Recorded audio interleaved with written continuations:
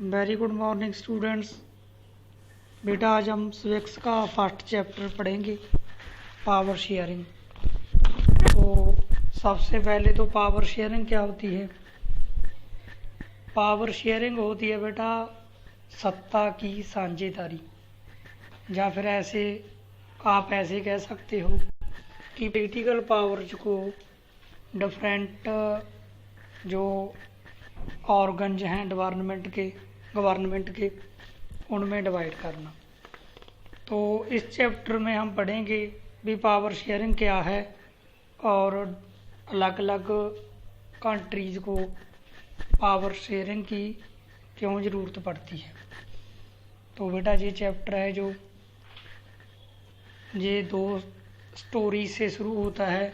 2 stories हैं इसमें, एक बेल्जियम की और दूसरी श्रीलंका की।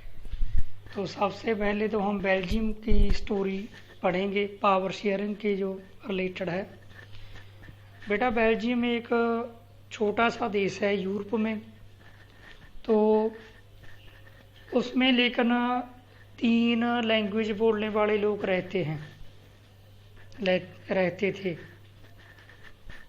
फर्स्ट बेटा वो लोग थे जो 59% लोग थे वो डच लैंग्वेज बोलते थे, और 40% लोग थे जो वो फ्रेंच लैंग्वेज बोलते थे, और 1% लोग जर्मन लैंग्वेज बोलते थे। तो बेटा जो माइनॉरिटी लैंग्वेज थी फ्रेंच लैंग्वेज, तो वो लोग थे वो ज़्यादा अमीर थे, रिच थे और पावरफुल थे। इसीलिए जो मेजॉरिटी लैंग्वेज थी डच लैंग्वेज, वो लोग थोड़े से उनसे गरीब थे फ्रेंच लैंग्वेज बोलने वाले लोगों से। तो इसीलिए उनमें टेंशन स्टार्ट होगी। तो 1950 से लेकर 1960 तक इनमें टेंशन रही इन 2 कम्युनिटीज़ में। तो सबसे ज़्यादा टेंशन बेटा ब्रुसेल्स में रही। तो ब्रुसेल्स में क्या था?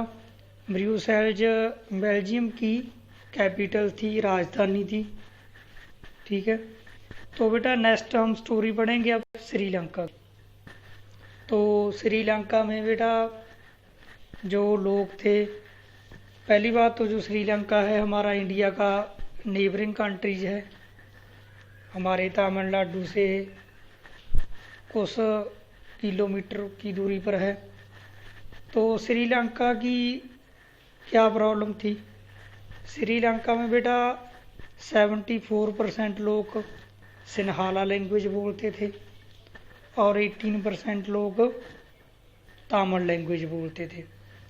तो इन ग्रुप्स में भी काफ़ी टेंशन थी सिन्हाला और तमिल लैंग्वेज बोलने वालों में से। तो जैसे बेल्जियम में 3 लैंग्वेज थी, तो श्रीलंका में मेन 2 लैंग्वेज थी। तो भी हम श्रीलंका के बारे में पढ़ेंगे, मेजॉरिटेरियनिज्म इन श्रीलंका। तो श्रीलंका में बेटा जो मेजॉरिटी लैंग्वेज थी, मेजॉरिटी में लोग थे, तो उन्होंने क्या किया उसके बारे में हम पढ़ेंगे। तो बहुसंख्यावाद, श्रीलंका में बहुसंख्यावाद। पहली बात तो बेटा श्रीलंका जो 1948 में आज़ाद हुआ, इंडिपेंडेंस मिली उनको। तो जो लीडर थे बेटा सिन्हाला लैंग्वेज वाले, तो उन्होंने क्या किया? तो उन्होंने उनकी ये इच्छा थी भी हमें श्रीलंका को एक ऐसा कंट्री बनाए भी जिससे मेजॉरिटी लोगों को, जिनकी मेजॉरिटी है श्रीलंका में ज़्यादा लोग हैं, उनको ज़्यादा बेनिफिट मिले। तो उन्होंने क्या बेटा, उन्होंने 1956 में एक एक्ट पास किया, जिस एक्ट के जरिए उन्होंने सिन्हाला लैंग्वेज को ऑफिशियल लैंग्वेज बना दिया, और ये प्रोविज़न की गई भी जो सभी जॉब्स हैं या जो भी बेनिफिट हैं वो सिन्हाला लैंग्वेज वाले लोगों को ही मिलेगा, तमिल स्पीकर्स को नहीं मिलेगा। तो इससे क्या हुआ बेटा, तो इससे दो लैंग्वेज थी उनमें टेंशन बढ़ गई। क्यों बढ़ गई बेटा, क्योंकि जो तमिल स्पीकर्स थे, तमिल लैंग्वेज बोलने वालों के लोगों के साथ डिस्क्रिमिनेशन हो रहा था, तो इतना ज़्यादा हो गई। तो इसी टेंशन में क्या हुआ, तो बढ़ती गई और श्रीलंका में सिविल वार शुरू हो गया। तो श्रीलंका में गृह युद्ध की जो कंडीशन बन गई। तो इससे क्या हुआ, तो इससे बेटा काफ़ी जो लोग थे श्रीलंका के उनकी डेथ हो गई जब वायोलेशन हुई। ठीक है, जब हिंसा हुई श्रीलंका में, सिविल वार हुआ, तो 1000 लोग थे जो 1000 की गिनती में उनकी डेथ हुई। काफ़ी लोगों को अपने घर छोड़ने पड़े और काफ़ी लोगों के जो सारा कारोबार था, काम था, वो खड़ गया। तो अब हम पढ़ेंगे accommodation in Sri Lanka, Belgium. Accommodation in Belgium, तो बेल्जियम की समझदारी। अकोमोडेशन इन बेल्जियम क्या होता है, बेल्जियम की समझदारी। तो बेटा जैसे हमने 2 स्टोरीज पढ़ ली, श्रीलंका वाली भी और बेल्जियम वाली भी। तो श्रीलंका वाली तो मैंने पूरी आपको बता दी, लेकिन बेल्जियम की हाफ स्टोरी रहती थी, वो मैं अभी बता रहा हूँ। तो बेटा जो बेल्जियम के लीडर थे उन्होंने एक डिफरेंट रास्ता निकाला। वो डिफरेंट रास्ता क्या था, उन्होंने क्या किया, उन्होंने सोचा भी हमारे देश में कल्चर की डाइवर्सिटीज हैं। तो उन्होंने बिटवीन 1970 से लेकर 1993 तक अपने कॉन्स्टिट्यूशन में 4 अमेंडमेंट की। अपने संविधान में उन्होंने 4 बार अमेंडमेंट की। अमेंडमेंट मीन्स शोध, संविधान में अमेंडमेंट होता है शोध करना। तो वो कौन सी अमेंडमेंट थी बेटा, फर्स्ट उन्होंने क्या किया, constitution prescribe that the number of Dutch and the French speaking ministers shall be equal in the central government.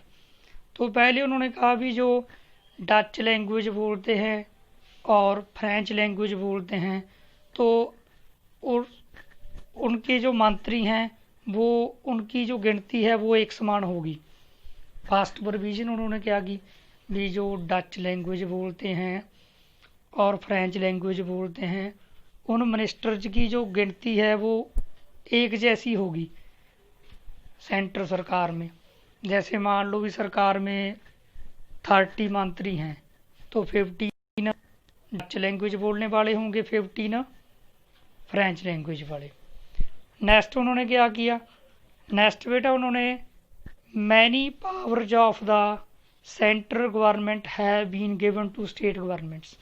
तो उन्होंने बेटा काफ़ी जो शक्तियाँ थी, पावर्स थी, वो सेंट्रल गवर्नमेंट की वो स्टेट गवर्नमेंट को दे दी। तो देश में 2 तरह की गवर्नमेंट होगी, सेंट्रल सरकार और स्टेट सरकार।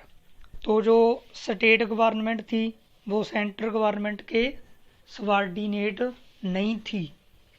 Third point, Brussels has a separate government in which both the communities have equal representation.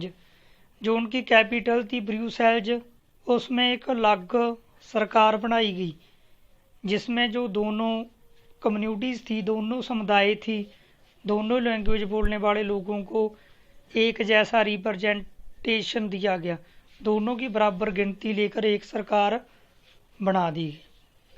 4th amendment क्या थी बेटा उनकी, apart from the centre and the state government there is a third kind of government. बेटा central सरकार और state सरकार के अलावा उन्होंने एक और भी गवर्नमेंट बनाई जिसको कम्युनिटी गवर्नमेंट्स, सामुदायिक सरकार बोलते हैं, वो बनाई उन्होंने। Is elected by people belonging to one language community.